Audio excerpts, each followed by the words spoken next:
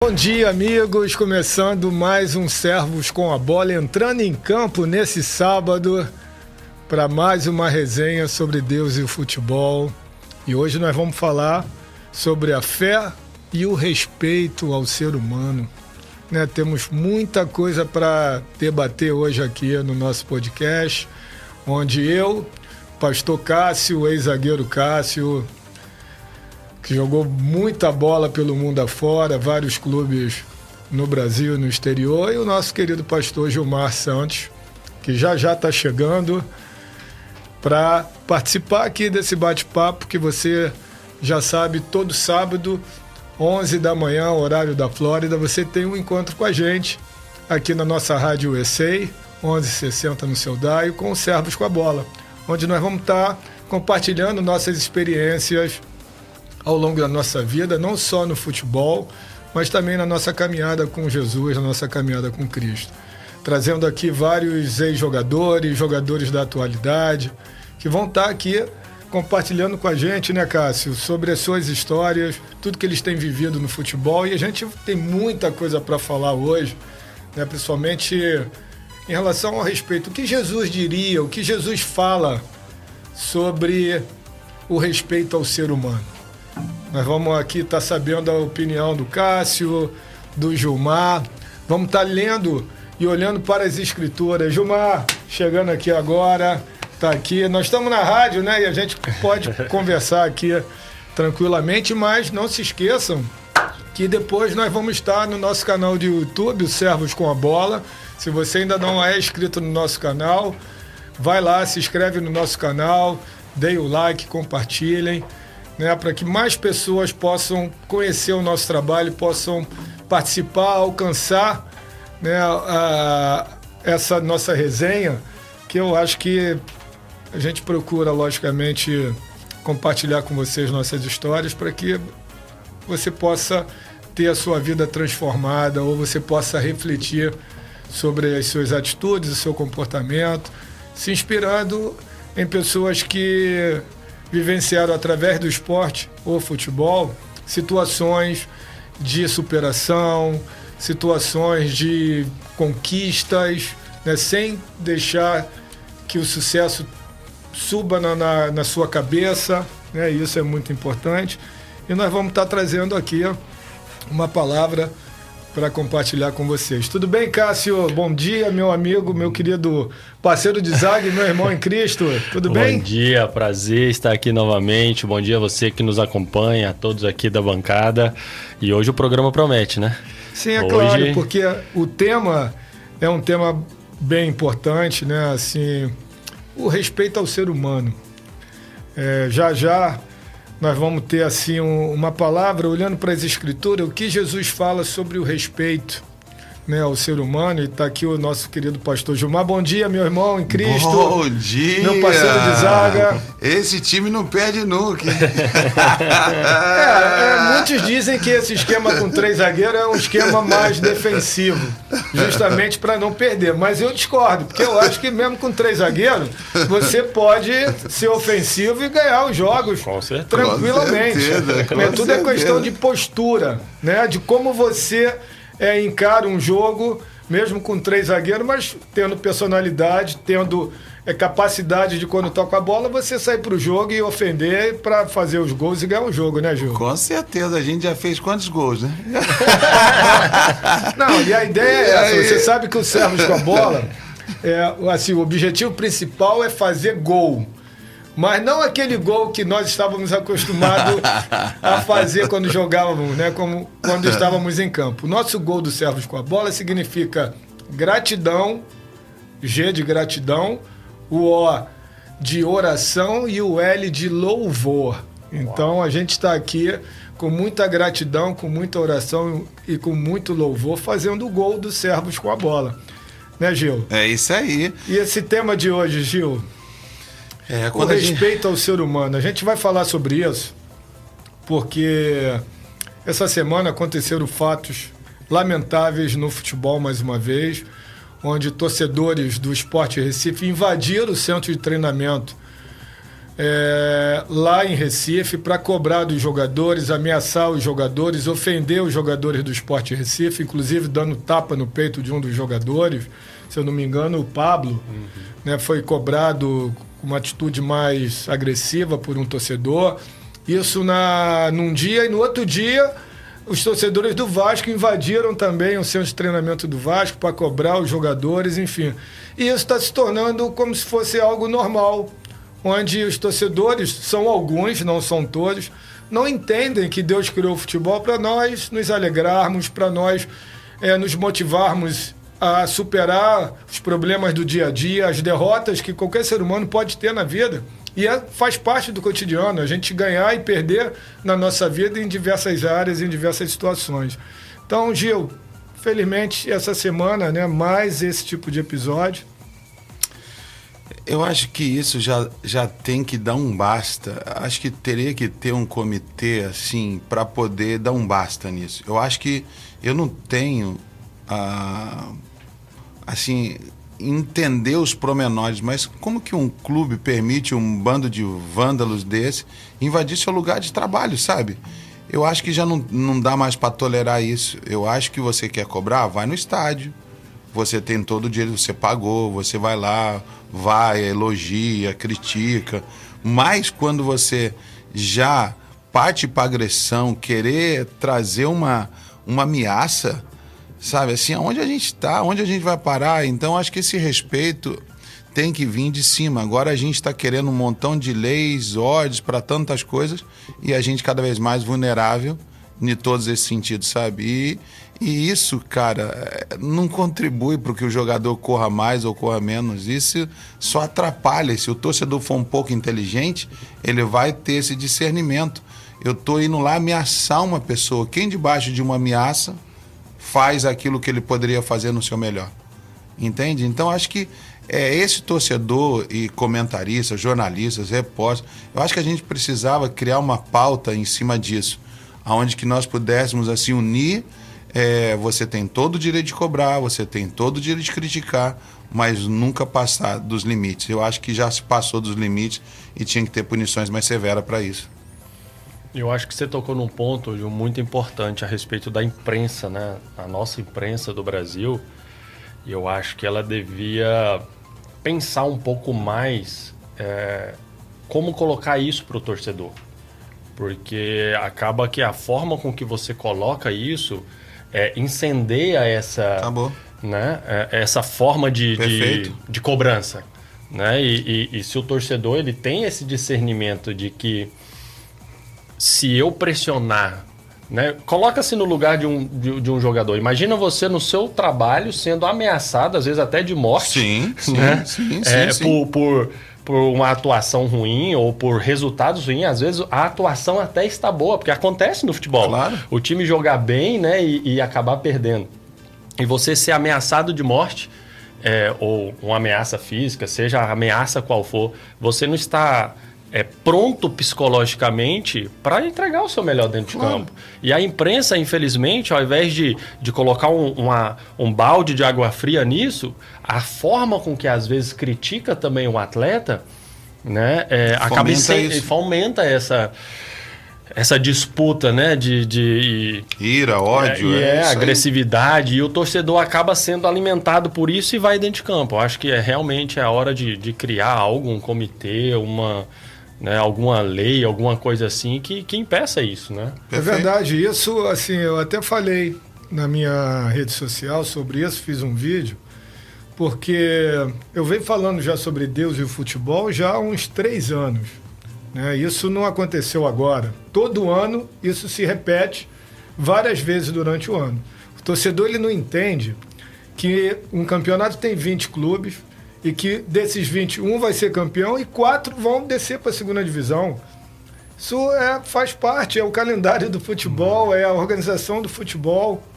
É claro que ninguém quer ver seu time sendo rebaixado, mas não pode deixar essa paixão que nós temos, né, que o torcedor tem pelo futebol, pelo seu time do coração, fazer com que ele perca a noção, que ele saia da realidade, né, que ele não respeite o próximo, enfim, Jesus é muito claro quando ele fala qual é os principais mandamentos de Deus. Né? Depois de todos os mandamentos, Jesus resumiu em 2. Né? Amar o próximo como a si mesmo e a Deus acima de todas as coisas. Então, assim, as pessoas não têm noção do que significa amar ao próximo. E amar ao próximo é principalmente ter respeito ao próximo pelas suas opiniões. Né? Aí vem todo... quando a gente olha para Mateus 5, 6 e 7, né, que é um manual de vida que Jesus nos dá várias orientações, a gente vê lá que, não está certo a gente julgar. Jesus pede para a gente não julgar as pessoas. Mas isso é inevitável. Eu peço perdão pelo menos todos os dias a Deus, porque eu sei que, como ser humano, eu sou falho e que em algum momento, olhando para alguma situação, eu vou julgar. Isso é uma fraqueza de todo ser humano. Por mais que a gente busque a palavra de Deus e busque se fortalecer diariamente, a gente tem que ter consciência do ser humano que nós somos e que a qualquer momento o nosso olhar vai nos levar a emitir algum tipo de julgamento sobre determinada situação. Então, esses torcedores, eles se perdem nessa emoção, nessa paixão exagerada e esquecem totalmente o principal mandamento de Jesus, de Deus, que é amar ao próximo. E a gente fica perguntando, será que como eles iriam se sentir se eles estivessem no ambiente de trabalho deles, né? E tivesse a sua privacidade invadida, o seu dia a dia invadido por pessoas querendo cobrar pelo erro dele ou pela falta de performance ou de resultado que ele não está tendo no trabalho. Imagine você, se você abordasse na rua um lixeiro, né, uma profissão super respeitável, mas que você achasse que o lixeiro não tirou o lixo da sua rua adequadamente ou da melhor forma possível, você fosse xingá-lo e agredi-lo por isso. Porque você viu que a rua não está totalmente limpa como você imaginava ou queria que estivesse. E você ir cobrar o lixeiro xingando de maneira agressiva porque ele não tirou bem o lixo da rua. Imagine isso. Como é que isso ia acontecer, né? Eu só estou dando um exemplo assim de uma profissão. Mas, Gonça, assim, se a gente for trazer isso para um contexto do ser humano hoje, eu acho que esse torcedor ele teria que ser tão rude assim como ele está sendo com tudo que está acontecendo de errado no mundo. Se ele parasse, a gente fosse trazer uma conscientização, você está cobrando um jogador porque errou e não fez o gol. Você está cobrando o seu plano de saúde porque não está te dando uma condição melhor. Você está cobrando uma UPA porque não está dando condição melhor. Se a tua mãe ficar doente hoje, ela vai conseguir. Você então vai lá e cobra. Você está cobrando com a educação dos seus filhos. Você está cobrando hoje o seu salário. Você está cobrando... Então, se a gente fosse trazer essa condição que esse treinador está cobrando porque um jogador errou, porque o time dele não ganhou, então que ele tem a mesma condição de ser razoável e falar, eu tenho que cobrar tudo que está dando errado. Porque se a gente for cobrar tudo que está errado com essa mesma força, com esse mesmo ódio que ele está cobrando de um atleta, porque não fez gol, ou porque o time perdeu e ele achou que esse atleta é o culpado por N motivos, se ele parar um pouco, então, como é que você está sendo como um bom pai? Você está dando uma boa educação, então cobre-se de si mesmo. Exato. Como é que você está sendo como um bom marido? Como é que está? Então cobre-se a si mesmo. Então se a gente tiver essa conscientização de mostrar a esse torcedor que hoje o perfeito não existe, o atleta não é uma máquina, não é um robô, e mesmo o robô erra. O atleta é ser humano. Então se a gente conseguir fazer ele enxergar dessa forma, porque tudo hoje, se a gente não gostou, você vai no restaurante, você não gostou... então tu vai lá xingar o cara que fez a comida. Sabe, se você não gostou do seu atendimento médico, tu vai lá maltratar a pessoa que não te atendeu. Hoje, não gostou, saiu de casa, o cara buzinou pra você, então tu vai lá matar o cara porque o cara buzinou pra você e te fechou. Então, porque os direitos são iguais, né? O mesmo direito que você acha que tem de cobrar a outra pessoa, essa pessoa também vai se achar no direito de cobrar você. Porque todos nós somos falhos.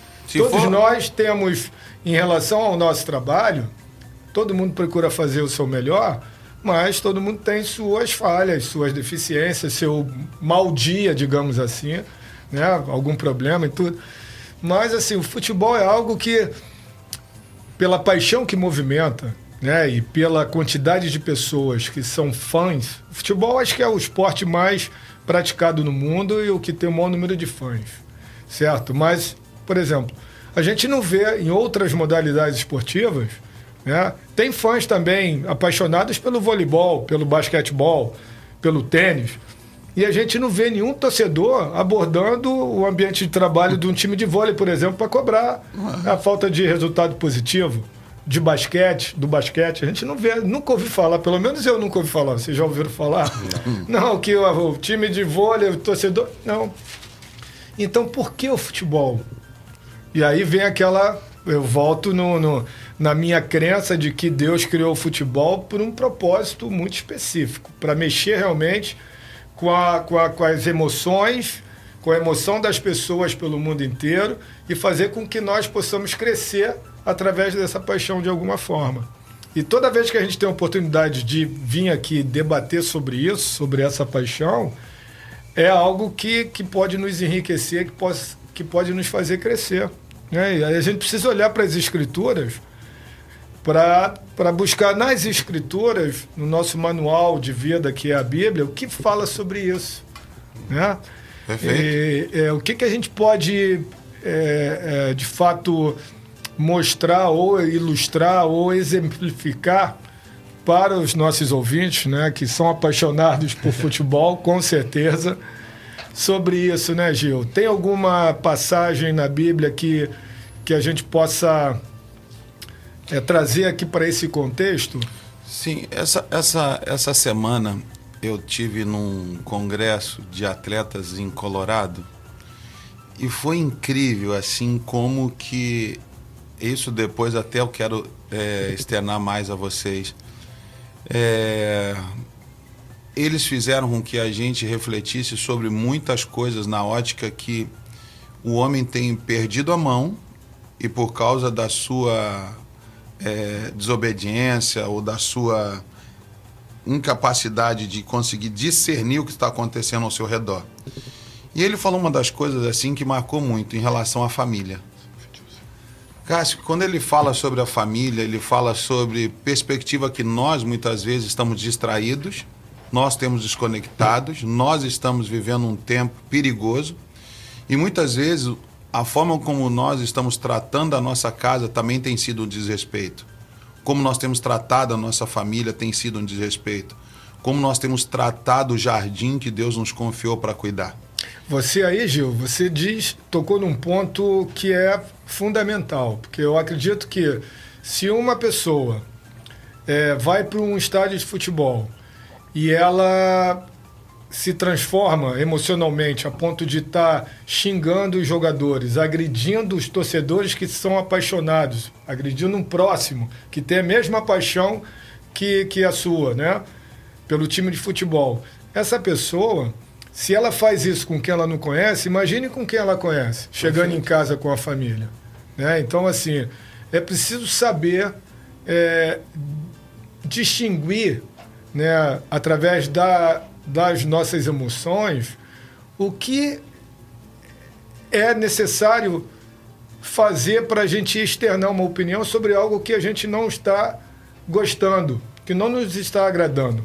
Então, se você está dentro de um estádio de futebol e o time não está jogando bem, o jogador não está jogando bem, o que fazer? Como a gente pode se controlar a nossa emoção para não termos esse tipo de atitude agressiva, de xingar, de ofender, a ponto de se incomodar com o torcedor que está do teu lado e brigar com ele, porque a gente continua vendo briga entre torcedores dentro da própria torcida. Aí você fala, pô, mas como assim? E eu imagino que uma pessoa que está transtornada, que ficou transtornada dentro de um estádio de futebol, ela vai chegar em casa, vai estar transtornada também. Então ela pode brigar com a esposa, com os filhos, tudo. Pode chegar no trabalho e brigar com o companheiro de trabalho. Nossa, né? E potencializa. Eu acho também que a gente tem que entender o que está por detrás disso. Eu não acredito só... Claro que eu acredito que tem uma ira assim, descontrolada de alguns torcedores, mas também a gente que conhece um pouco o bastidor, a gente sabe que tem muitas coisas que motivam, tem algumas coisas que já são figurinhas carimbadas para que essa desordem em algum momento aconteça, porque eles têm alguns interesses. Vamos derrubar um presidente, vamos derrubar um treinador, ou vamos fazer isso porque a gente quer que esse jogador saia, porque a gente quer... A gente sabe que tem muitas coisas por detrás, né? Se a gente for parar para pensar um pouco de tudo isso, sempre tem um motivo, tem uma razão, correto? Eu acho que eu vou sair da minha casa, vou ligar para você, vou ligar para o Cássio vai ligar para um, para outro, para a gente sair daqui, para a gente ir lá para um clube. Eu quero levantar essa bola, tá? Sim. Aí vamos lá para um clube porque o jogador Joaquinzinho não está fazendo gol. Será que é só isso mesmo? O que está por detrás de tudo isso, sabe? Então eu acredito que nós somos inteligentes o suficiente para entender que tem certas coisas que estão por detrás de tudo isso. Eu não acredito somente que você vai sair da tua casa. Será que esse cara trabalha? Pois é. Esse cara hoje deixou de... isso é durante o dia, Exato, né? deixou o trabalho dele. Deixou o trabalho será que o cara vai ser remunerado porque ele não foi para o trabalho? Ele vai conseguir aí um atestado que ele ficou doente, dando migué para poder não ir trabalhar? Eu acho que tem muita gente que financia isso. É uma opinião minha, pessoal, particular minha. Eu acho que isso é uma das coisas que, se a gente fosse fazer uma CPI, meu irmão, eu vou te falar, irmão. Ia ver cada coisa. Assim, eu só estou levantando e quicando uma bola aqui porque não é normal, Gonça, não é normal certas atitudes que a gente tem no futebol e que a gente, assim, esses caras não trabalham, esses caras não têm o que fazer, esses caras têm alguma coisa por detrás de tudo isso. Então é uma bola que eu levanto para a gente debater certeza. aqui, entendeu? E eu queria aproveitar para a gente trazer para a nossa realidade do que nós vivenciamos na nossa época como jogador, né? Queria perguntar para o Cássio, você viveu alguma situação como essa em algum dos clubes que você jogou ao longo da sua carreira? Porque você jogou no Brasil, você jogou na China, em Israel, jogou no Chipre e em Portugal. E em Portugal. E aí, você chegou a viver isso em algum momento da sua vida? Então, não dessa forma, né? Não tão assim intenso dessa forma. Eu acabo que depois dessa bola levantada, acabo concordando um pouco com o Gil assim, porque precisa de haver uma motivação maior, sabe? E eu acho que muita coisa também acontece porque o torcedor brasileiro, ele ainda não consegue ver o futebol como uma profissão de verdade. Porque quando você vai falar assim, eu sou um atleta profissional do futebol. Você só joga bola.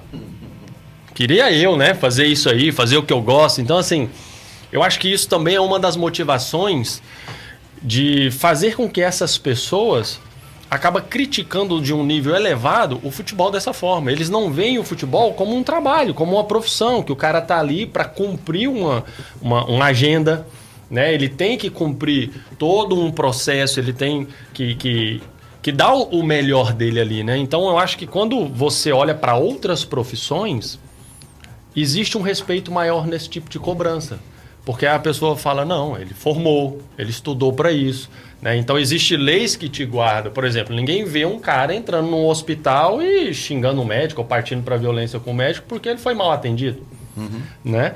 E o futebol tem essa, entre aspas, essa liberdade para o torcedor, porque não tem nenhuma proteção nesse nível, né? Eu não passei por situações assim.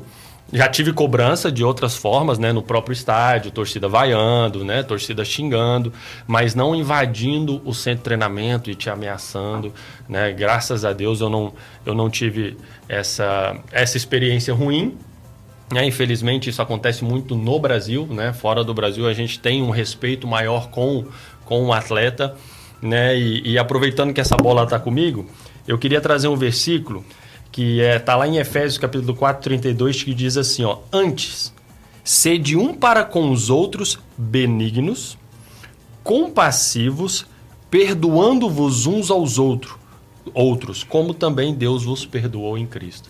Então aqui, né, Paulo traz essa questão.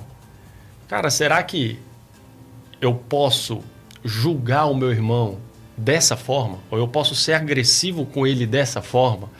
Né? Será que é o certo fazer? Eu acho que se as pessoas começarem a olhar para eles aquilo que Jesus nos ensina, né? Faça aos homens aquilo que você quer que te faça. Né? Lá no Sermão da Montanha, que a gente está aí, né? Mateus 5, 6, se não me engano, está 7. Mateus 7, versículo 12, ele fala sobre isso. Né? Então, se eu paro e penso antes de tomar qualquer atitude, cara, será que eu gostaria de ser cobrado no meu trabalho como eu estou indo cobrar alguém dessa forma? E isso envolve um contexto muito grande, né? E aí se a gente for levantar essa bola da família, né? De tudo aquilo que nós temos, né? No ambiente fora das quatro linhas, né? Eu acho que aí a gente vai fazer aqui meses e meses falando sobre isso. Né? E nós que jogamos, eu e o Gil, no eixo Rio-São Paulo, com certeza, Gil, você deve ter tido um momento como esse. Eu tive também, eu vou contar aqui, mas queria ouvir o seu momento. Quando é que você teve essa pressão dos torcedores invadindo o treino para cobrar? Eu tive assim, no Botafogo foi muito forte isso, no Flamengo também foi muito forte. Um dos episódios assim que mais assim me chocou, eu tinha acho que 2 semanas de Flamengo e o time não estava bem. E a gente está dentro do vestiário, não estava no campo, dentro do vestiário. E nosso diretor era o Quimelo na época, e entra um dos torcedores da torcida organizada e cobrando que ele queria mais ingresso de uma forma que eu nunca vi isso na minha vida. Quimelo já era uma pessoa idosa, já tinha uma certa idade. E esse cara, assim, eu tô vendo um barulho, uma confusão, e grito daqui, grito dali, eu vou ver. Quando eu saio lá, eu vejo o óculos desse nosso diretor Quimelo no chão, e ele com aspecto com a mão no rosto, que esse foi agredido dentro do nosso vestiário, porque esse líder da torcida, ele queria mais ingresso. Assim, aquilo para mim foi um choque e eu fiquei assim, cara, não vão mandar prender esse cara? Não vão fazer nada com esse cara? E todo mundo falou, não, porque ele é um dos líderes da torcida XYZ. Essa condição de você não trazer uma punição severa também e você tolerar isso, porque treinador tem medo, diretor tem medo, presidente tem medo de peitar esses caras e mostrar que aqui tem uma autoridade, porque toda vez que você não mostra autoridade, você já mostrou que não é você que governa. Qualquer um pode governar. Então eu entendo que nós hoje tanto falamos, mas o que a gente espera é que haja realmente uma mudança na condição de que dentro do meu lugar de trabalho, se alguém me agredir, vai preso. Não importa se é o líder da torcida ou o chefe da torcida, vai preso. Então, por que hoje não se faz aqui em outros países? É porque a lei funciona. A ordem funciona. Sim. Aqui, se um cara entrar aqui dentro dessa sala, agredir a gente, vai preso. Acabou. Então, assim, eu acho que já virou no Brasil, é o garoto que roubou só um celular, não tem problema não. Pois é, isso é incrível, né? Como a gente vê. Porque não é um problema, não é algo que está acontecendo hoje, não é da década de 2020 e pouco. Na minha época, eu me lembro, não sei se foi 96 ou 97 ou 98, a gente ainda treinava no Caio Martins, não tínhamos centro de treinamento, como o Botafogo tem hoje, que não entra ninguém, só entra se deixar, se o clube permitir. Perfeito. Naquela época, a gente só tinha o Caio Martins para jogar e para treinar. E era permitida durante o treinamento a entrada de alguns torcedores. E aí, muito bem, a gente chega para treinar, a gente começa a treinar, daqui a pouco a gente vê um grupo lá de uns 10 torcedores na arquibancada xingando os jogadores, dizendo que se não jogasse bem que ia tomar pau, que não sei o que e tal. Aí paramos o treino, eu era o capitão do time, aí eu fui lá falar com ele, falei, peraí, Nós estamos aqui trabalhando, treinando no nosso dia a dia. Vocês têm todo o direito de vaiar a gente, mas no jogo, no estádio, não tem problema nenhum. Agora, vocês virem aqui 10 horas da manhã, durante a semana, para estar ameaçando, xingando. Peraí, cara. Aí os outros jogadores vieram e tal. O que é? Tal. Aí eles começaram a... Por quê? Nós fomos até lá e tivemos que falar com eles de uma forma também ríspida, né? Mostrando que, peraí, aqui é a nossa casa, nosso local de trabalho e a gente merece respeito. E isso, estamos falando de 3 décadas atrás, e até hoje isso continua acontecendo, justamente por falta de uma lei. A partir do momento que, se o governo fizer uma lei onde qualquer cidadão profissional, estando em seu trabalho, em seu ambiente de trabalho, sendo agredido verbalmente ou fisicamente e tal, a pessoa que estiver fazendo isso vai direto para a cadeia. E aí, só assim eu acho que os torcedores vão entender que não é direito deles invadirem o local de trabalho dos jogadores para querer cobrar performance e resultado dessa maneira, intimidando, né, ofendendo, porque realmente eu vi que os torcedores do Vasco cobrando os jogadores, aí mostram a imagem do Diniz falando, e daqui a pouco mostram a imagem do torcedor falando: não, o seu João Pedro, o zagueiro, você fica aí, tá pensando o quê? A gente sabe que você tá andando com a família no shopping, no boliche. Aí parece que o João Pedro falou alguma coisa e aí o outro começa a falar: é isso mesmo, você mesmo, seu... Aí começa xingamento, seu isso, seu aquilo, pô, não sei o quê. O cara falou como se ele não estivesse fazendo algo errado, um desrespeito pro torcedor, ele ir no shopping, no boliche com a esposa e os filhos, no seu dia de folga. O cara não faltou o trabalho e tá no shopping.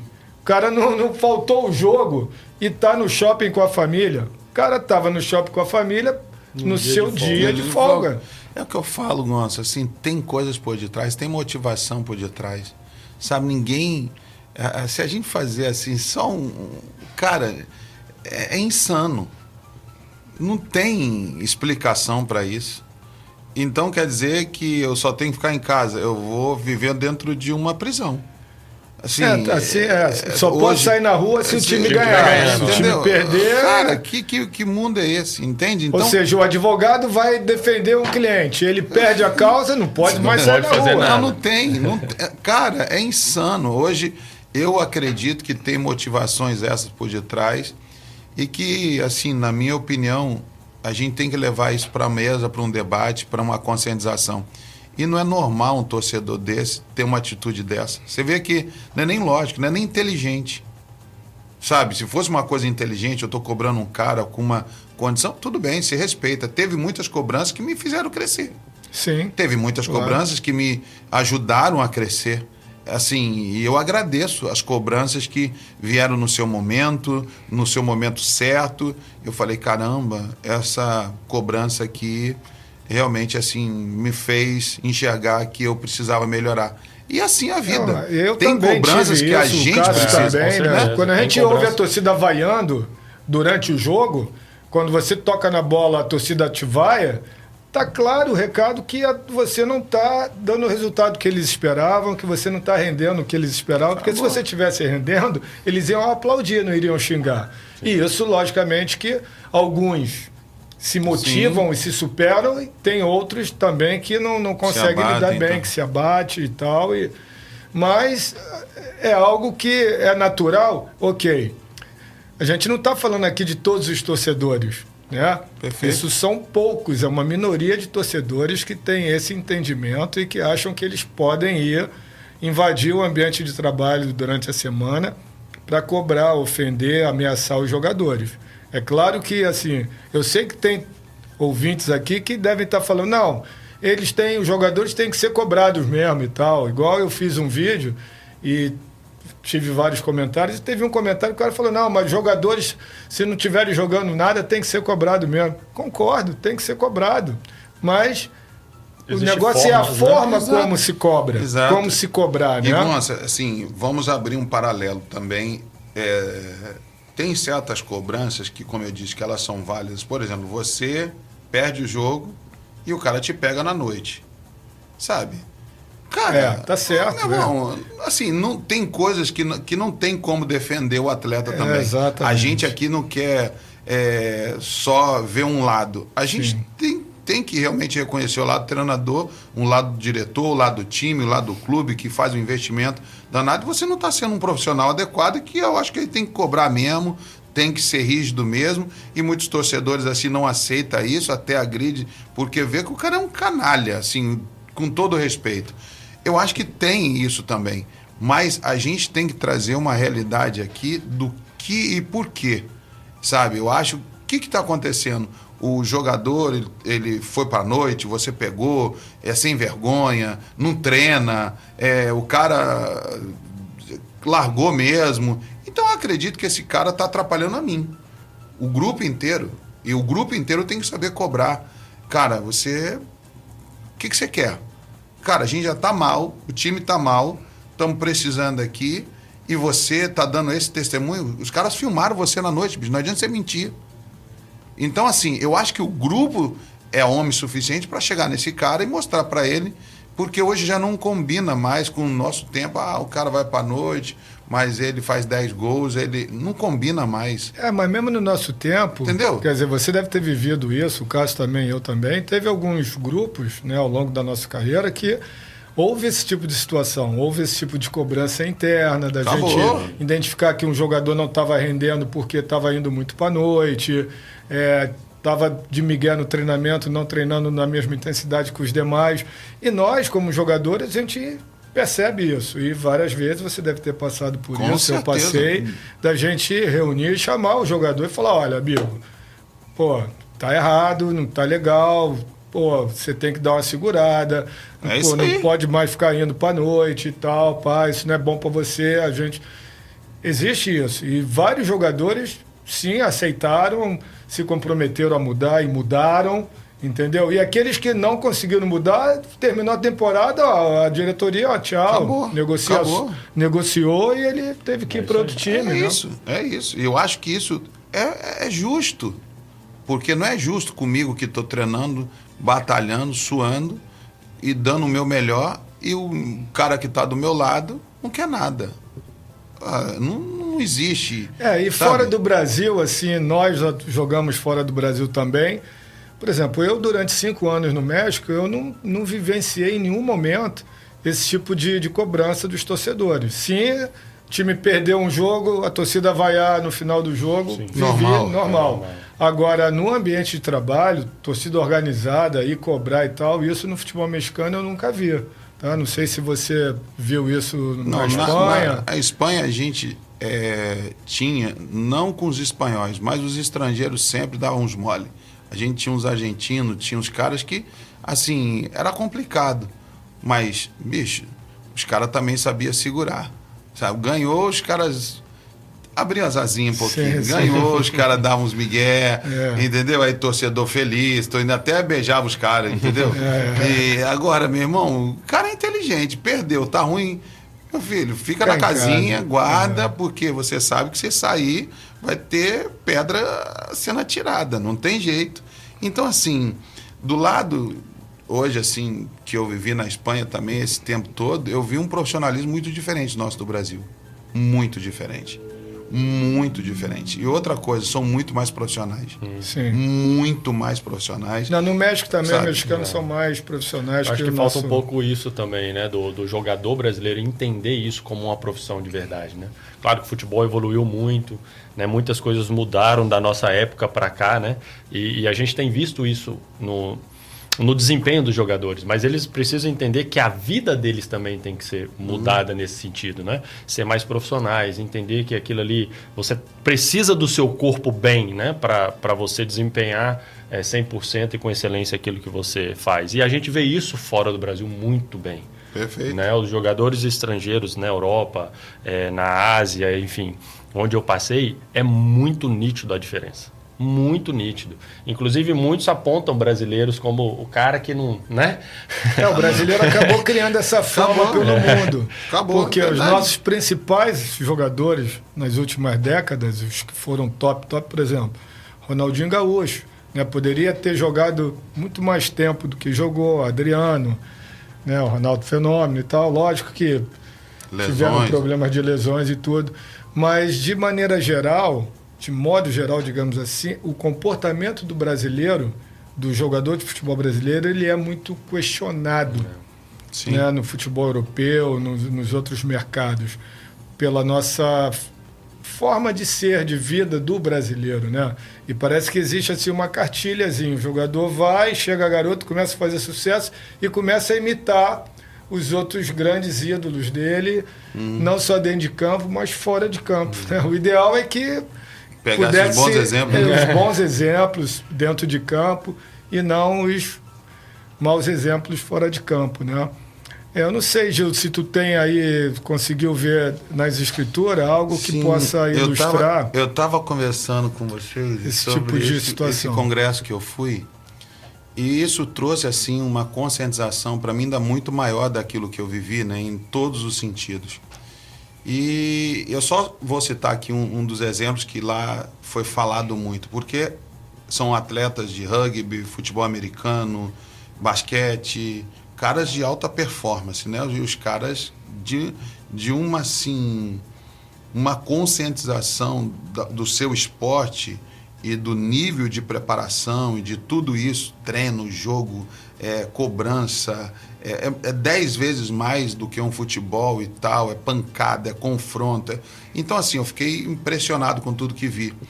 E uma das coisas que eu, assim, já tive, eu tenho 37 anos de evangelho, eu nunca tinha prestado atenção em coisas que ali eu vivi. Exatamente que essa questão da responsabilidade minha como homem, a mesma preocupação que eu tenho com o meu corpo, que eu tenho com o meu treino, que eu tenho com a minha performance, ganhar título, ganhar medalha, ganhar troféu, tudo com a mesma intensidade com a minha vida pessoal, familiar e cuidar do jardim da minha casa. E essa pessoa sou eu. E aí eles explicaram muito sobre o que aconteceu com Adão e Eva, que ele tinha a responsabilidade também de ser esse mesmo pitbull que ele era, vamos dizer, no nosso mundo do esporte, ele tinha a responsabilidade de cuidar do jardim. Deus deu a ele um paraíso, Deus era o treinador dele, estava de manhã e de tarde com ele, passando instrução, orientando, meu filho, pode isso, tudo isso aqui você pode comer, só dessa árvore aqui você não come, e tal, beleza. Aí fez a Eva, linda, porra, assim, fez uma situação, falou, você não pode viver só, vou te dar moral para você ter um casamento perfeito, mas você tem que cuidar. Você tem que cuidar desse jardim que eu estou te dando.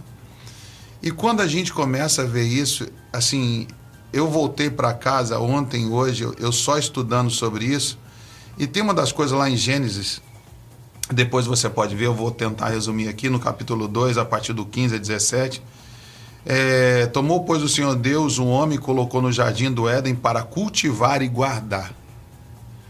Assim, são duas palavras, né? Cultivar e guardar. E o que quer dizer isso, né? Deus deu a ele o jardim para ele cuidar. E quando a gente para e a gente vê, quando você não cuida, quais são as consequências? Quando você realmente não está ali para proteger, quando você não está ali para cuidar, quando um Adão se cala, a serpente sempre vai falar. É interessante quando a gente começa a ter esse entendimento, né? Então a serpente, ela enganou, não foi Adão diretamente, mas ele enganou a Eva porque Adão, aonde ele estava? O que ele estava fazendo? Então ele não se preocupou em cuidar daquilo que Deus falou. Se você não vigia a sua casa, o inimigo já está vigiando por você. Né? Então, assim, essas coisas e os mesmos erros e os mesmos estados a gente está vendo hoje.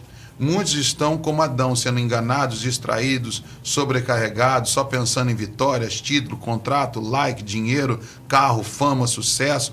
E a gente está esquecendo que o nosso maior resultado, a gente está vendo a destruição da nossa família, os nossos filhos, a nossa esposa.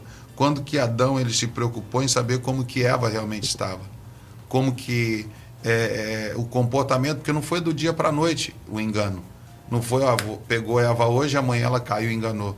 Teve um tempo, mas o Adão não estava atento, o Adão não estava vigilante, o Adão não está... Cara, minha esposa está com um comportamento diferente. Minha esposa não está bem. Deu brecha para que a esposa pudesse ouvir a serpente, né? Se ele tivesse cuidando da esposa de Eva... E discernimento, teve sinais. E quando a gente olha para as escrituras, não parece uma coisa realmente cotidiana para Eva, né? Ela não se assusta ao ouvir a serpente.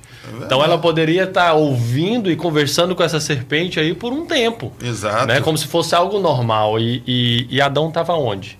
Né? Como Adão não consegue discernir isso? Forte isso. Assim, ele começou a trazer para nós a linguagem do atleta.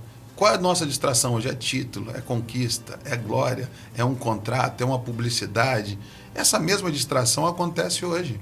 Adão, de repente, estava preocupado com o macaquinho que estava dando muito trabalho, estava preocupado com a girafa que estava metendo o ouvido, querendo escutar o que não tinha que escutar, e estava preocupado com o porco que estava ali correndo para lá e para cá, querendo rolar na lama, e ele preocupado com tantas coisas. E esqueceu de Eva. Esqueceu. Então ele fala assim, hoje... Como reflexão, né? Você tem vigiado o seu jardim, você tem cuidado do seu jardim, como é que está essa serpente dentro da sua casa? Você tem ouvido quais são as vozes que têm destruído? Como é que está o seu diálogo com a sua esposa? Eu nunca, assim, tive esse discernimento, como foi tão apurado, né?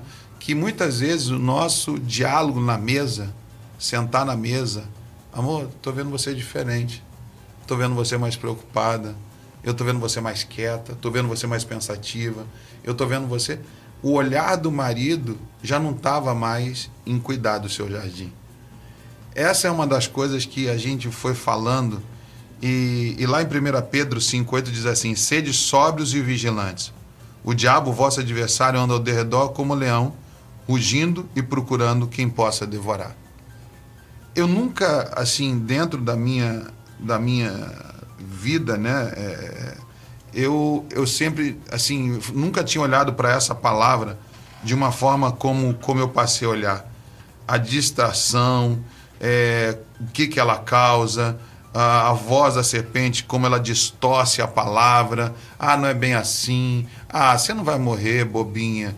Só vai abrir seus olhos, você vai conhecer o bem e o mal. Não fica preocupada. Que é isso? Você acha que Deus vai punir você assim? Não.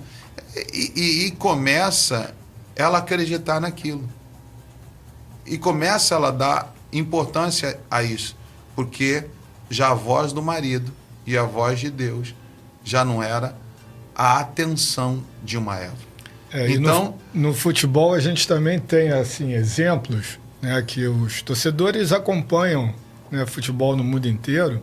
E quando a gente quer, não é julgar, mas buscar exemplos de jogadores bem-sucedidos, né? Jogadores de alta performance, jogadores que estão fazendo história no futebol mundial em todos os tempos, né? Hoje em dia a gente tem aí grandes exemplos, né? Um deles é o Cristiano Ronaldo, né? Que você vê que é um cara que está sempre, além de estar cuidando da forma física dele, é um cara que você vê que cuida da família, é um cara que posta junto com os filhos, com a esposa. É um cara que não tem escândalos, nunca teve escândalos, né, com o nome dele envolvido em situações fora do futebol. Né? A gente olha a vida do Messi, que talvez, né, hoje em dia Cristiano Ronaldo e Messi são os dois maiores exemplos de jogadores bem-sucedidos, com alta performance e vencedores. Então você viu um Messi ganhando uma Copa do Mundo depois de viver anos e anos sendo criticado pelos torcedores no mundo inteiro, que só jogava no Barcelona, que na seleção da Argentina ele nunca tinha conquistado nada, e o cara se cuidou, o cara mentalizou isso que ele podia, o cara, né, sempre também mostrando o lado familiar, cuidando da família, dos filhos, da esposa. E Deus abençoou o cara depois de 30 anos sendo campeão da Copa América com a Argentina, campeão do mundo, enfim. E aí a gente vê os exemplos que eu não vou nem citar dos nossos jogadores de futebol no Brasil, né? Não preciso citar aqui, né, Gil? Torcedor, você que é ouvinte e apaixonado pelo futebol, Vocês já entenderam, não vou estar aqui citando exemplos do nosso futebol brasileiro que não podem ser dados como bons exemplos. Não, Simplesmente e a gente assim. pergunta o que te leva a ficar cego e não ver os valores mais importantes da vida, né? Quando a gente para pensar o que leva um atleta a ficar cego só pensando em fama, sucesso, poder, glória, quero ser o melhor, é errado? Não. Mas esse mesmo olhar ele teria que ter para a vida dele, para a casa dele, para os filhos dele, para a esposa dele. E a gente começa a perceber por que a gente está vendo tantas... Eu fiquei parado, ele falou, quantos estão divorciados dos seus amigos atletas que você conhece, que você jogou junto? Quantos estão hoje com a mesma esposa? Quantos estão hoje cuidando do seu jardim?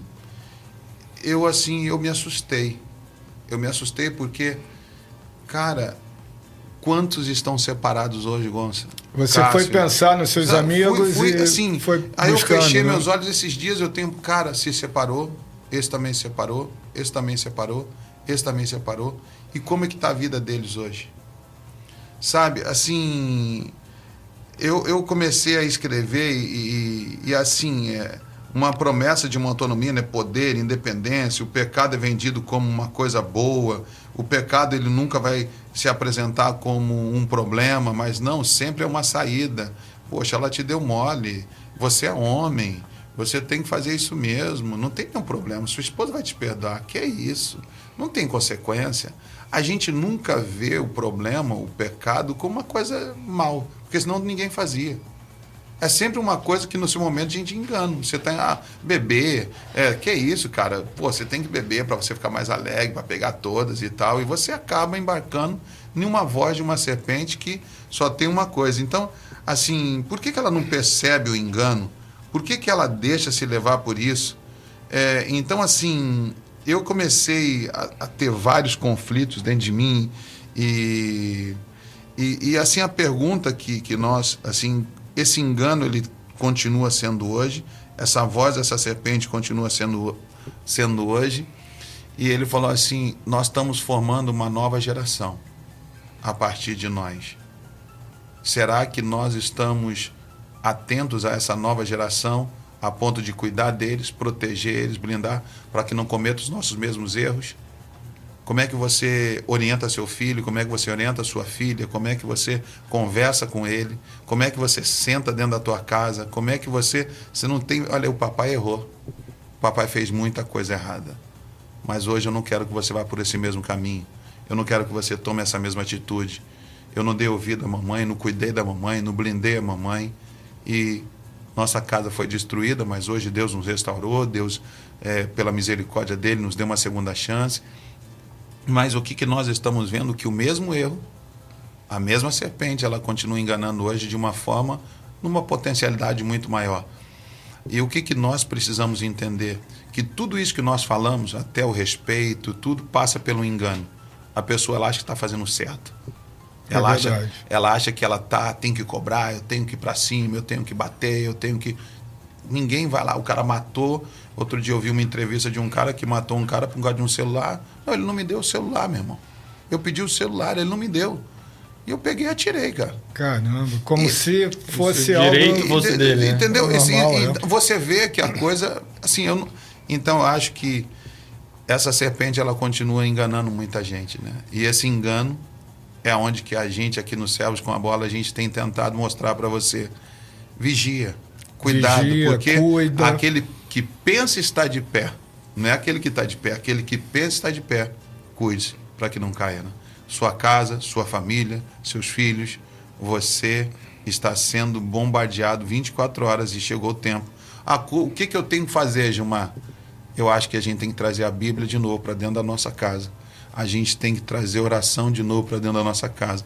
A gente tem que dar mais ouvido à nossa esposa, blindar. Muitas vezes espera de você, homem. Você é o sacerdote da casa.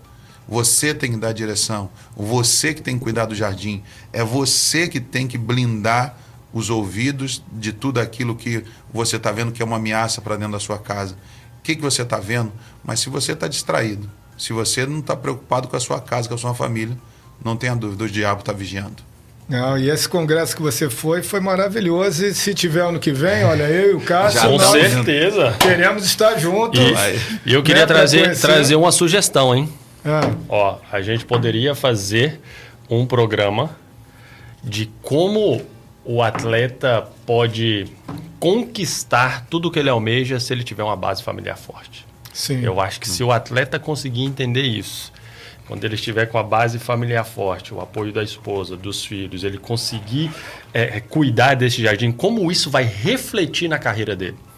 Não, com certeza. E a gente tem exemplos aí no nosso dia a dia, né? Porque a gente vê hoje em dia tudo se torna público, né? De atletas e ex-atletas se separando, não pela primeira vez, mas pela quarta vez, por exemplo. E isso reflete e traz problemas para ele também, enfim. E não é um bom exemplo para a sociedade, né? Porque assim, o Servos com a Bola, a gente quer estar trazendo reflexões para vocês ouvintes e para vocês telespectadores que nos acompanham também no nosso canal de YouTube, Servos com a Bola, para que você possa estar crescendo como ser humano, né? Como pai, como chefe de família, como filho, como esposo, né? Como marido, como amigo, como profissional. Né? Essa é a ideia. Nós já estamos chegando, passa muito rápido o nosso Servo com a Bola, chegando ao final do nosso programa. E, como sempre, a gente termina o nosso Servos com a Bola fazendo uma oração com o meu parceiro de zaga, Gilmar, ou o Cássio. Qual dos dois hoje quer trazer essa... O Cássio vai orar, e se você hoje, assim, quer entender o que nós falamos, está lá em Gênesis capítulo 2 e Gênesis capítulo 3. Você vai entender o plano de Deus para a família, a desobediência e, por causa disso, o que aconteceu. Então, Gilmar, eu estava aqui... leia, assim, a gente te convida a pegar, se você não tem uma Bíblia, adquira uma Bíblia, porque eu acredito que ela é o nosso manual de fé, de regra e conduta para ter uma família abençoada, uma carreira abençoada, um futuro abençoado. Todo o princípio está no manual. Quando Deus te fez, Ele não te colocou no mundo e te largou, não. Ele deixou um manual para você seguir. Então, hoje, você quer entender lá, Gênesis capítulo 2, capítulo 3, você vai entender o que nós falamos de Adão e Eva. E o Cássio, nosso irmão, vai nos conduzir a essa oração. Amém. Então vamos orar. Pai, queremos render graças a Ti, Senhor, porque o Senhor é bom e a Tua misericórdia dura para sempre. Pai, eu louvo e agradeço ao Senhor pela vida de todos aqui nessa bancada, de todos os ouvintes, telespectadores que nos acompanham. Amém. Pai, a minha oração e o meu pedido é para que o Senhor traga um espírito de discernimento, Amém, de entendimento daquilo que nós falamos aqui durante esse período, para que todos aqueles que ouviram a sua mensagem possam discernir no espírito aquilo que o Senhor quer transmitir. Ao olhar para a nossa casa, como tem sido o cuidado nosso com o nosso jardim, com a nossa esposa, com nossos filhos, numa geração em que tantos atrativos aparecem o tempo todo para esses jovens, para as nossas esposas. Que o Senhor nos ajude, Pai. Amém. Que o Senhor nos ajude, nos fortaleça a cuidar mais deles. Amém. A olhar para o jardim que o Senhor entregou, para as joias preciosas que nós temos, e nos fortaleça no homem interior, renova o nosso sacerdócio, Amém. Que nós possamos ter entendimento disso, Pai, para que a gente possa conduzir a nossa casa e estar atentos a todas as astutas e ciladas do inimigo, Pai. Sim, Senhor. Porque uma base forte familiar, isso nos leva ao maior sucesso que temos. Amém. Porque ao chegar no grande dia, o Senhor vai olhar para nós e perguntar: me mostre as tuas obras. E as nossas obras são aquilo que o Senhor nos entregou, Pai. Uma esposa, os filhos, joias raras, preciosas, Amém. Que o Senhor nos Amém, deu Senhor. Para cuidar. Então, Pai, que o Senhor alcance a cada um desses nossos ouvintes, que o Senhor faça com que eles venham discernir o tempo e a estação, para que eles possam olhar para dentro de si, reconhecendo a Tua grandeza e a Tua majestade e reconhecendo que depende sim de um Salvador. Amém. Se entregue totalmente a Cristo e deixa Ele conduzir as suas vidas. E que Ele nos ajude, Pai, a nos fortalecer em Ti e que o Espírito Santo nos conduza a cumprir o propósito a qual o Senhor nos chamou, Pai. Amém, que o Senhor abençoe a casa de cada um, a família de cada um. Traga paz e prosperidade na vida de todos, Pai. Que nós tenhamos um resto de final de semana abençoado e que a gente possa, em família, louvar e glorificar o Senhor, meu Deus, obrigado. para a honra e glória do Teu santo nome. Obrigado, no Senhor. nome de Jesus, nós oramos agradecidos, Pai. Amém, Amém, amém. amém, Maravilha, amém. time is over. Passa muito rápido, mas a gente quer agradecer a você que esteve nos acompanhando, ouvinte, você telespectador que nos acompanha também no Servos com a Bola Podcast. Vocês já sabem, compartilhe o nosso canal. Se você ainda não é inscrito, se inscreva no nosso canal. E até a próxima, nós estaremos aqui novamente. Nosso time entrando em campo e agora terminando com a chegada do nosso amigo Paulo Correia aqui no nosso estúdio da nossa Rádio EC 1160. Um beijo grande a todos vocês. Valeu, Deus forte abençoe. abraço, Deus abençoe. Deus abençoe. Semana de bênção. Eu falo que o empreendedorismo é um estilo de vida. Não é um trabalho. Muita gente fala assim, o que você é? Sou empreendedor. Não. É estilo de vida. Ela é a figura certa para falar assim, mulher empreendedora. E ela também inspira e conecta histórias nos dois lados do continente, hein? Então nós vamos falar muito aqui de Brasil e também dos Estados Unidos. Estamos falando da Mel, eu vou chamar de Mel, tá? Melissa Cruz. É uma coisa formal. Aqui pra mim é Mel, minha grande amiga Mel, mãe da Bia, da Beatriz e da Cleo, amante da liberdade, dos esportes, da boa música. Eu sei bem, viu? Lá em Austin, no Texas, lá na SXSW, olha, foi mais música do que tecnologia, mas a gente conta essa história daqui a pouco. Boa comida e tudo aquilo que celebra a vida em sua plenitude. Morando nos Estados Unidos há 6 anos, ela carrega consigo uma trajetória marcada pela curiosidade, pela busca constante de conhecimento e por um senso de comunidade muito presente. Eu endosso tudo isso. Engenheira civil, temos mulheres engenheiras aí, ó. Os homens engenheiros, você que é do mercado imobiliário, do mercado da construção, temos aqui engenheira de alto calibre, formada pela FAAP, com 2 MBAs pela FGV. Nossa, já me deu uma volta. Tinha um MBA, achei que era alguma coisa na vida. Já tomei uma volta aqui em gestão empresarial e gestão financeira. Melissa também realizou imersões internacionais e formações em coaching, mostrando sua inquietude intelectual e capacidade multifacetada. Empreendedora nata, fundou a Solid Development and Investments Corp aqui nos Estados Unidos. É sócia proprietária da Dameb Construtora no Brasil. Investe na empresa de tecnologia InstaJob. Opa, esse eu não sabia, hein? Olha que legal. Eu falo que esse programa é muito legal, sabe por quê? Apesar de 90% dos convidados eu já saber uma boa parte da história, aqui eu descubro aqui a hora que eles mandam aqui. Vocês lembram que demora uns 5 minutos cada biografia, né? Que só trago fera aqui. Ela que também é investidora da InstaJob, vou querer saber.